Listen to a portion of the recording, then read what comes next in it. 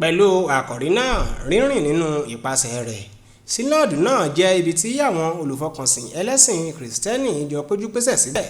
Bíṣọ́ọ̀bù Diocesan àti ààrẹ Sínọ́ọ̀dù, alàgbà Dr. Peter Rotimi Olúdípẹ̀, nínú ọ̀rọ̀ rẹ̀ ló ti gba àwọn ẹlẹ́sìn Kìrìsìtẹ́nì láti gbé ìgbé ayé tí ó yẹ fún ìtọ́kasí, kí wọ́n sì rí i dájú wípé wọ́n ṣe iṣẹ́ ìhìnrere tí ó nípọn jùlọ nínú ẹ̀sìn Kìrìsìtẹ́nì.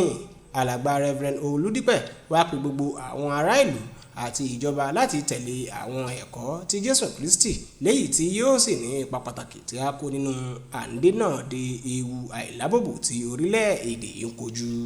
Olùgbàlejò Reverend àti Dean Emeritus Church of Nigeria, Reverend Ephraim Adébọ́lá Adémọ́wọ̀, kí àwọn ọmọ ẹgbẹ́ diocese kú oríire fún bí wọ́n ṣe rí ayẹyẹ náà.